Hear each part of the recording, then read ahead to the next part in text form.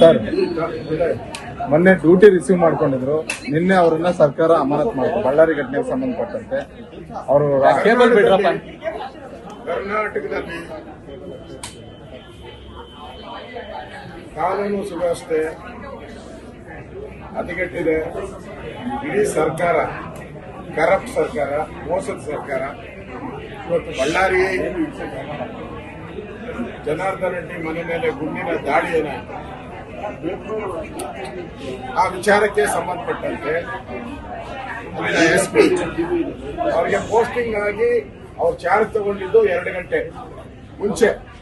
Posting ತಗೊಂಡು 2 ಗಂಟೆ ಮುಂಚೆ ಪೋಸ್ಟಿಂಗ್ ತಗೊಂಡು ಆ ಮನುಷ್ಯನಿಗೆ ಅದೆಲ್ಲ ಗೊತ್ತಾಗಬೇಕಾದ್ರೆ ಮಿನಿಮಮ್ ಒಂದು 15 ದಿನ, 1 ತಿಂಗಳು ಬೇಕು. ಆ ಇಡೀ ಜಿಲ್ಲೆ ಗೊತ್ತಾಗಬೇಕು. ಇಡೀ ಜಿಲ್ಲೆ ವಾತಾವರಣ ಏನು, ಏನೇನು, ಯಾರ್ಯಾರು ಕ್ರೈಮ್ ಯಾರು ಮಾಡ್ತಾರೆ,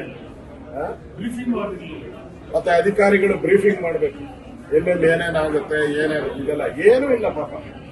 ಬಂದ್ 2 ಗಂಟೆಯಲ್ಲಿ ಇವ್ರು ಕಾಂಗ್ರೆಸ್ ಅವರು ಗುಂಡಾರಿಸಿದ್ದು, ಕಾಂಗ್ರೆಸ್ ಅವರು ಕೊಂದಿದ್ದು, ಜನಾರ್ದನ್ ರೆಡ್ಡಿನ ಮುಗಿಸ್ಬೇಕು ಅಂತ ತಂತ್ರ ಮಾಡಿದ್ರು. ಅದಕ್ಕೆ ಬಲಿಪಶು ಆಗಿ ಇವತ್ತು ಅಲ್ಲಿ ಎಸ್ಪಿನ ಸಸ್ಪೆಂಡ್ ಮಾಡಿದ್ದಾರೆ.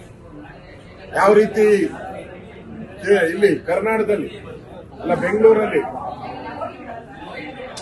ಕ್ರಿಕೆಟ್ ಸ್ಟೇಡಿಯಂ ವಿಚಾರವಾಗಿ ಕಮಿಷನರ್ನ ನೀವು ಸಸ್ಪೆಂಡ್ ಮಾಡಿ. ಪಾಪ ಮಾನಸಿಕ ಒತ್ತಡದಲ್ಲಿ ಅವ್ರು ಇನ್ನೂ ಕೊರಗ್ತಾನೆ ಇದ್ದಾರೆ. ಕಮಿಷನರ್, ಪೊಲೀಸ್ ಕಮಿಷನರ್ ಮಾನಸಿಕ ಒತ್ತಡದಲ್ಲಿದ್ದಾರೆ. ಆಚೆನೆ ಬರ್ತಾ ಇಲ್ಲ ಅವರು. ಮೊನ್ನೆ ಜೈಲು ಕೊಟ್ಟಿದ್ರು, ಆ ಜೈಲಿಂದನೂ ಆಚೆ ಹಾಕ್ಬಿಟ್ರು. ಈಗ ಮಾನಸಿಕ ಒತ್ತಡದಲ್ಲಿ ಅಧಿಕಾರಿಗಳೆಲ್ಲ ಸಾಯ್ತಾ ಇದ್ದಾರೆ. ಇವತ್ತು ಎಸ್ಪಿ ಅಟೆಂಪ್ಟ್ ಟು ಸೂಸೈಡ್ ಮಾಡಿದ್ದಾರೆ. ಒಬ್ಬ ಎಸ್ಪಿ ಹಿರಿಯ ಅಧಿಕಾರಿ, ಓದಿರೋಂಥವ್ರು,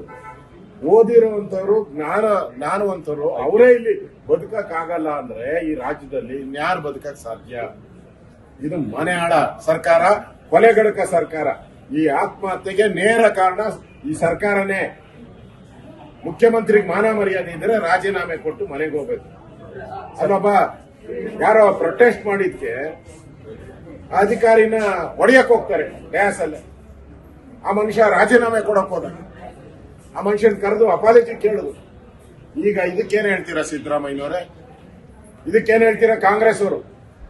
ಒಬ್ಬ ಎಸ್ಪಿಯನ್ನ ಆತ್ಮಹತ್ಯೆಗೆ ಪ್ರೇರಣೆ ಮಾಡಿದಂಥದ್ದು ಈ ಸರ್ಕಾರನೇ.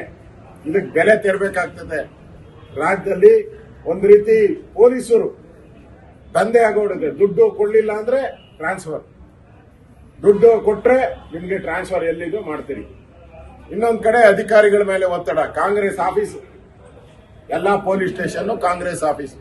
ಯಾರು ಕಾಂಗ್ರೆಸ್ ಪರವಾಗಿ ಕೆಲಸ ಮಾಡಲ್ಲ ಅಂತ ಹೇಳ್ತಾರೋ ಅವ್ರನ್ನ ಅಲ್ಲಿಂದ ಎತ್ತಂಗಡಿ. ಇಲ್ಲಿ ಯಾಕೆ ಅವ್ರನ್ನ ಎಸ್ಪಿನ ಮಾಡಿದ್ರು? ಅವ್ರೇನ್ ಹೇಳಿದ್ರು ಅಂದ್ರೆ, ಯಾವ ಗುಂಡಾರಿದೆ ಆ ಗುಂಡು ಕಾಂಗ್ರೆಸ್ ಲೀಡರ್ ಇದಾನಲ್ಲ ಅವನ್ ಗನ್ ಮ್ಯಾನು ಅಂತ ಹೇಳಿದ್ರು. ಅಷ್ಟೇ ಅವ್ರು ಮಾಡಿತ್ತು.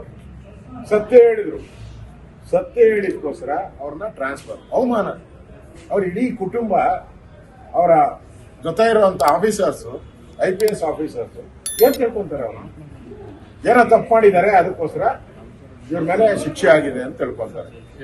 ಎರಡು ಕಡೆ ನಾಯಕರ ಗನ್ಗಳನ್ನು ವಶಪಡಿಸಿಕೊಂಡಿದ್ದಾರೆ. ಆದ್ರೆ ಸತೀಶ್ ರೆಡ್ಡಿ ಯಾರು ಫೈರ್ ಮಾಡಿದ್ರು, ಸತೀಶ್ ರೆಡ್ಡಿಯ ಗನ್ಮ್ಯಾನ್ಗಳು 4 ಜನ ಪರಾರಿಯಾಗಿದ್ದಾರೆ. ನೋಡ್ರಿ, ಇದೆಲ್ಲ ಪ್ರೀ ಪ್ಲಾನ್ಡ್.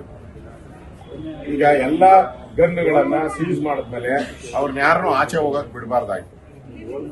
ಪೊಲೀಸರು ಸರ್ಕಾರಕ್ಕೆ ಏನಾನ ಜ್ಞಾನ, ಮಾನ, ಮರ್ಯಾದೆ, ಯೋಗ್ಯತೆ ಇದ್ದಿದ್ರೆ ಅವರು ಮರ್ಡರ್ ಆಗಿದೆ, ಕೊಲೆ ಆಗಿದೆ, ಇನ್ನು ಹೆಣ ಎತ್ತಿಲ್ಲ. ಅಂತ ಸಂದರ್ಭದಲ್ಲಿ ನೀವು ಗನ್ ಮಾತ್ರ ಇಸ್ಕೊಂಡ್ರಿ, ಅವ್ರು ಮಾತ್ರ ಓಡೋಗಕ್ ಬಿಟ್ರಿ ಅಂದ್ರೆ ಇದು ಪ್ಲಾನ್ಡ್. ಅದಕ್ಕೆ ಹೇಳಿದ್ದು ಕಾಂಗ್ರೆಸ್ ಆಫೀಸ್ ಅವ್ರಿಗೆ ಎಲ್ಲ ಇದು ಪ್ಲಾನ್ ಮಾಡಿ ಅವ್ರನ್ನ ರಾಜ್ಯ ಬಿಟ್ಟು, ದೇಶ ಬಿಟ್ಟು ಆಚೆ ಹೋಗಕ್ಕೆ ನೀವೇ ಅವಕಾಶ ಮಾಡಿಕೊಟ್ಟಿದ್ದೀರಿ. ಇಲ್ಲಿ ಕಾನೂನು ವೈಲೇಷನ್ ಸ್ಪಷ್ಟವಾಗಿ ಕಾಣ್ತಾ ಇದೆ. ಅಂದ್ರೆ ಬೇಕು ಅಂತ ನೀವು ಓಡೋಗಿ ಅಂತ ಬಿಟ್ಟಿದ್ದಾರೆ. ಯಾರಾದ್ರೂ ಬಿಡಕ್ ಸಾಧ್ಯನನ್ರಿ? FIR ಆಗಿದೆ. ಜನಾರ್ದನ್ ರೆಡ್ಡಿ ಮೇಲೆ FIR ಮಾಡಿದ್ದೀರಾ. ಜನಾರ್ದನ್ ರೆಡ್ಡಿ 4 ಕಂಪ್ಲೇಂಟ್ ಕೊಟ್ಟಿದ್ದಾರೆ, ಒಂದು FIR ಮಾಡಿಲ್ಲ ನೀವು. ಅಂದ್ರೆ ಅವರೆಲ್ಲ ಓಡೋಗ್ಲಿ, ಆಮೇಲೆ FIR ಮಾಡಬೇಕು ಅಂತ ಅವ್ರದ್ದು. ಇಲ್ಲಿ ಸ್ಪಷ್ಟವಾಗಿ ಕಾಂಗ್ರೆಸ್ಸಿನ ಗನ್ಮ್ಯಾನ್ ಇಂದಾನೆ ಬುಲೆಟ್ ಹಾರಿರೋದು ಎಲ್ಲಾ ಮಾಧ್ಯಮದಲ್ಲೂ ಬಂದ್ಬಿಟ್ಟಿದೆ. ಮುಚ್ಚಿಡಕ್ ಸಾಧ್ಯ ಇಲ್ಲ. ಅಲ್ಲಿನ SP, ನಾನು ಅವ್ರ ಜೊತೆ ಮಾತಾಡಿದೆ. ಆ SP ಜೊತೆ ನಾನು ಮಾತಾಡಿದ್ದೀನಿ. ನನಗೂ ನೋವಾಗ್ತಾ ಇದೆ. ಅವ್ರ ಆತ್ಮಹತ್ಯೆಗೆ ಆಗಿದ್ದಾರೆ, ಪ್ರಯತ್ನ ಮಾಡಿದ್ದಾರೆ ಅಂದ್ರೆ ನನಗೂ ನೋವಾಗ್ತಾ ಇದೆ ಮನಸ್ಸಿಗೆ. ಸತ್ಯ ಹೇಳಿದ್ಕೋಸ್ಕರ, ಸತ್ಯಕ್ಕೆ ಹೇಳಿದ್ಕೋಸ್ಕರ ಇವತ್ತು ಆತ್ಮಹತ್ಯೆ ಭಾಗ್ಯ. ಈಗಾಗಲೇ ಅಧಿಕಾರಿಗಳು ವಾಲ್ಮೀಕಿ ನಿಗಮದ ಆತ್ಮಹತ್ಯೆ ಆಯಿತು. ಅಲ್ಲಿ ಯಾರೋ ಸಬ್ ಇನ್ಸ್ಪೆಕ್ಟರ್ ರಾಯಚೂರಲ್ಲಿ ಗರ್ಭಿಣಿ 9 ತಿಂಗಳ ಗರ್ಭಿಣಿ ಅವ್ರ ಗಂಡ ಆತ್ಮಹತ್ಯೆ ಮಾಡ್ಕೊಂಡ. ಹಣ ಕೇಳಿದ್ರು ಟ್ರಾನ್ಸ್ಫರ್ಗೋಸ್ಕರ ಅಂತ. ಇದುವರೆಗೂ 12 ಜನ ಪೊಲೀಸ್ ಅಧಿಕಾರಿಗಳು ಆತ್ಮಹತ್ಯೆ ಭಾಗ್ಯವನ್ನ ಕೊಟ್ಟಿದ್ದಾರೆ. ಇದು ಒಂದು ರೀತಿ ಕೊಲೆಗಡಕ ಸರ್ಕಾರ. ಇದಕ್ಕೆ ನಿಮ್ಗೆ ರಾಜ್ಯದ ಜನ ಬುದ್ಧಿ ಕಲಿಸ್ತಾರೆ.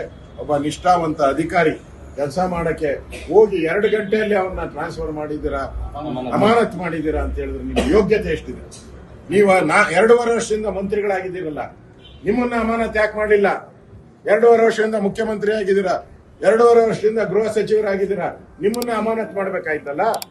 ಉಸ್ತುವಾರಿ ಜಮೀರ್ ಅಹಮದ್ ಅವ್ರನ್ನ ಅಮಾನತ್ ಮಾಡಿದ್ದೀರಾ? ಪಾಪ ಇಲ್ಲಿ ಕ್ರಿಕೆಟ್ ಸ್ಟೇಡಿಯಂದು ಪೊಲೀಸ್ ಕಮಿಷನರ್, ಅಲ್ಲಿ ಈಗ SP ನ. ಅಂದ್ರೆ ಯಾವುದೇ ಅಧಿಕಾರಿಗಳು ಇವತ್ತು ನಿಷ್ಪಕ್ಷಪಾತವಾಗಿ ಕೆಲಸ ಮಾಡುವಂತ ಅಧಿಕಾರಿಗಳಿಗೆಲ್ಲ ನೇಣಿನ ಭಾಗ್ಯ ಕೊಡ್ತಾ ಇದ್ದೀರಾ. ಇದು ನೇಣಿನ ಭಾಗ್ಯದ ಸರ್ಕಾರ, ಮೋಸದ ಸರ್ಕಾರ, ವಂಚನೆಯ ಸರ್ಕಾರ, ದ್ರೋಹದ ಸರ್ಕಾರ.